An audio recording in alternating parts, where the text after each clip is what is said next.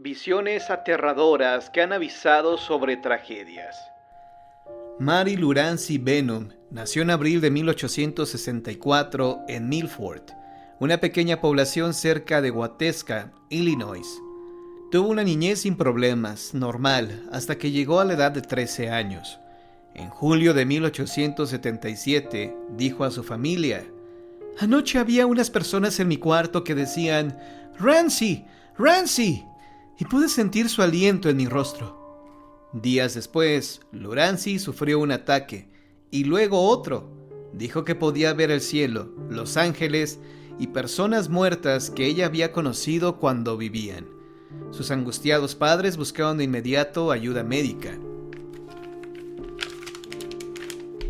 Y unos amigos, los Ruff, le recomendaron llamar al doctor E.W. Stevens de Huntsville, Wisconsin.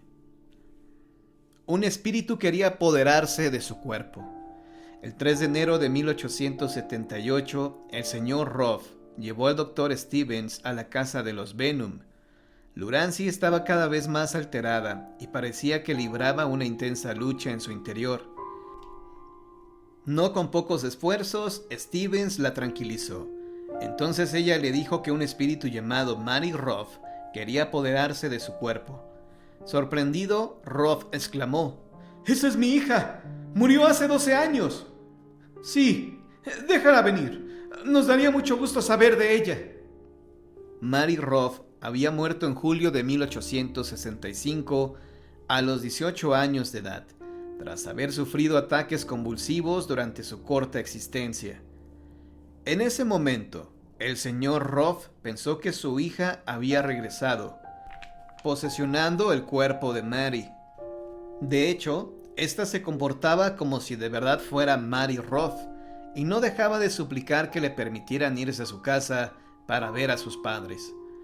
El día 11 de febrero, Mary Ruff se mudó a la casa de sus supuestos padres, los Ruff, y durante 3 meses se comportó exactamente como lo hacía la verdadera hija antes de fallecer. Reconoció a amigos, parientes, ropas y otras tantas pertenencias. También recordaba muchos sucesos pasados, algunos de los cuales habían sucedido 25 años atrás. Cuando los Benham la visitaban, Mary Ruff se comportaba como si casi no los conociera. El intercambio de personalidad sucedió varias veces. El 7 de mayo la personalidad de Lurancy resurgió. Estando sentada, la chica cerró los ojos, los volvió a abrir casi de inmediato y preguntó desconcertada: «¿Dónde estoy? Nunca había estado aquí antes». Pidió que la llevaran a su casa, pero 5 minutos después, Mary Ruff reapareció nuevamente. Entre ese día y el 21 del mismo mes, el intercambio de personalidades sucedió varias veces. Finalmente Mary anunció que ya era hora de que regresara Lurancy y se despidió de todos. Regresó a su casa, donde fue muy bien recibida. Ocasionalmente volvía a aparecer la personalidad de Mary, pero solo por lapsos cortos. Al parecer, los días de posesión absoluta habían llegado a su fin. El misterioso caso de Waukegan, como llegó a conocer a la vivencia de Lurancy Benham, llamó la atención del Dr. Richard Godson, un investigador escéptico de los fenómenos psíquicos.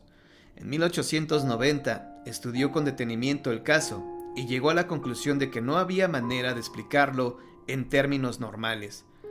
O bien Mary Ruff había regresado del más allá para posesionarse del cuerpo de Lurancy, o bien ésta había desarrollado una doble personalidad que se valía de poderes psíquicos para conocer datos sobre la vida de Mary Ruff, para posteriormente darlos a conocer, y de esta forma hacerse pasar por la difunta.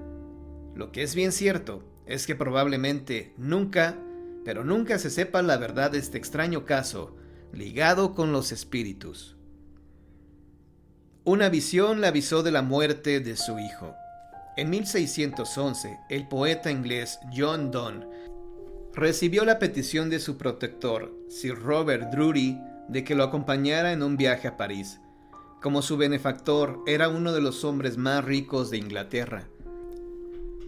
Donne no se podía dar el lujo de despreciar una invitación suya. No obstante, estaba preocupado porque su esposa estaba embarazada y le daba pendiente dejarla sola en ese estado. La mujer, por su parte, le suplicaba a su marido que no fuera, pues tenía el presentimiento de que sufriría una desgracia si él se iba. Sin embargo, Sir Robert no estaba dispuesto a aceptar negativas, así que insistió en que Don lo acompañara. Por ello, para tranquilizar a la pareja, ordenó que la señora Don se instalara y fuera atendida en su mansión de Londres. Don llevaba apenas 2 días en París con Sir Robert cuando tuvo una visión que parecía confirmar el funesto presagio que había tenido su esposa. Según Isaac Walton, biógrafo de Don, después de que los dos viajeros terminaron de cenar, el poeta se retiró a su habitación. Media hora más tarde, Sir Robert entró y se asombró al ver a su protegido con el rostro desencajado, sumamente aterrado. «He tenido una visión espantosa», le explicó Don. «Vi a mi amada esposa pasar 2 veces ante mí en esta habitación, con el cabello sobre los hombros y con un niño muerto en brazos». Sir Robert trató de tranquilizarlo, asegurándole que todo era producto de su imaginación. No obstante, Don siguió en lo dicho al día siguiente, y Sir Robert, que empezaba a sospechar que aquella visión tenía algo de cierto, accedió a enviar a un sirviente a Londres para disipar las dudas. El mensajero regresó 12 días después con malas noticias. Había encontrado y dejado a la señora Don sumamente afligida y enferma en la cama. Después de un prolongado y peligroso parto, había dado luz a un niño muerto. El mensajero afirmó que el alumbramiento tuvo lugar el mismo día y aproximadamente a la misma hora en que Don había afirmado haber visto pasar a su esposa ante él.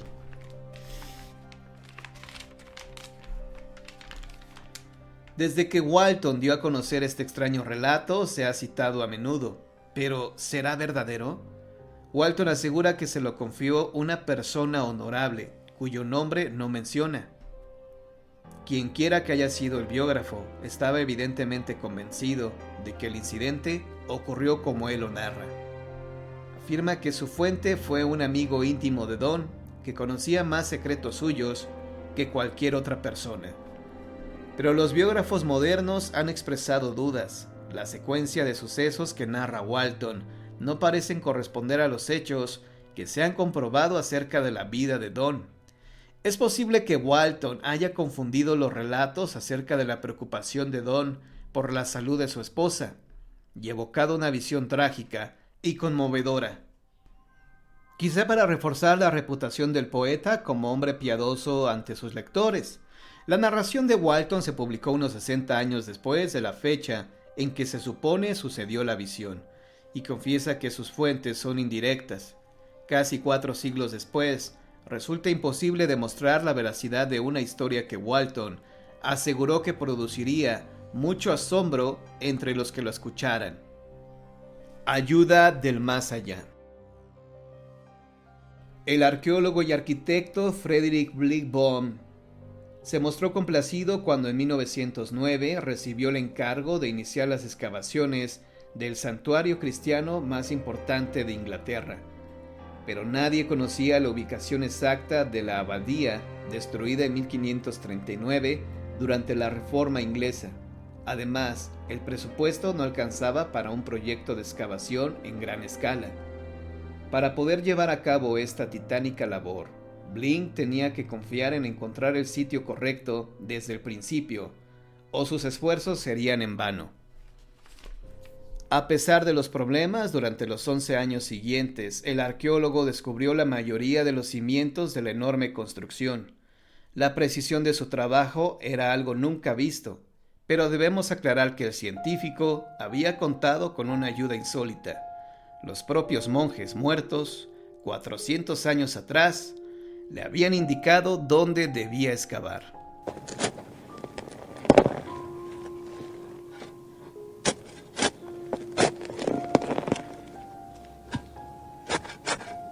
Bond practicaba el espiritismo. Un amigo suyo, el capitán John Allen Bartlett, había realizado varias escrituras automáticas, mensajes dictados supuestamente por entes del más allá. En noviembre de 1907, los dos hombres decidieron no muy en serio experimentar con este método para saber si podían esperar alguna ayuda en las excavaciones. Su primera pregunta fue: ¿pueden decirnos algo acerca de la abadía de Glastonbury? Los amigos quedaron asombrados de la cantidad de información que recibieron, la cual, como muy pronto descubrirían, era muy exacta.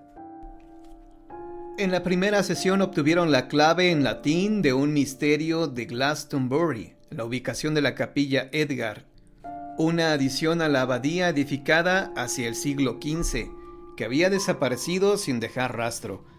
El espíritu de un monje llamado Joyce Bryan, que afirmó haber nacido en 1497 y muerto en 1533, dio la ubicación exacta de la capilla, así como sus dimensiones y la decoración que imperaba en ella. Este monje dijo también que existía una puerta en el muro oriental de la capilla, detalle absolutamente increíble. El arqueólogo descubrió la capilla Edgar, así como la puerta, en 1908. Comprobó el de las ventanas de vidrio azul, otro detalle inusual, como el fantasma había dicho, y que el techo también coincidía con la descripción del monje. Otros monjes mencionaron una cripta que se había derrumbado. En sesiones posteriores, John Hans dijo que la etapa final de construcción de la abadía se había caracterizado por la erección de muros delgados y malos cimientos, lo que Bohn comprobó. Otros monjes hablaron de una cripta que se había derrumbado. Bohn desenterró la escalinata que conducía a ella y el pasamanos doble que describieron los monjes, que también dieron detalles de los colores del interior y del velo del altar de la abadía. Las excavaciones demostraron que esas descripciones eran increíblemente exactas. El mensaje de los monjes era cierto. Sin embargo, el hallazgo más espeluznante fue un esqueleto humano con un cráneo roto entre las piernas. Tan extraño método de enterramiento desconcertó profundamente a Bohn, quien cuestionó a los espíritus de los monjes si podían darle alguna explicación. Uno de ellos contestó que la osamenta pertenecía a Eulfo, un conde sajón del siglo XI que había sido asesinado por un normanno llamado Radulfo y que por accidente los dos hombres fueron sepultados en el mismo lugar. El arqueólogo estaba al tanto de los registros históricos donde se mencionaba a Radulfo, pero nunca había escuchado nombrar a Eulfo. Después de minuciosas investigaciones, encontró dos crónicas antiguas que mencionaban a un tal Eanulfo, aunque hay que mencionar que en ambos casos, tanto Eanulfo como Eulfo resultaron ser las mismas personas.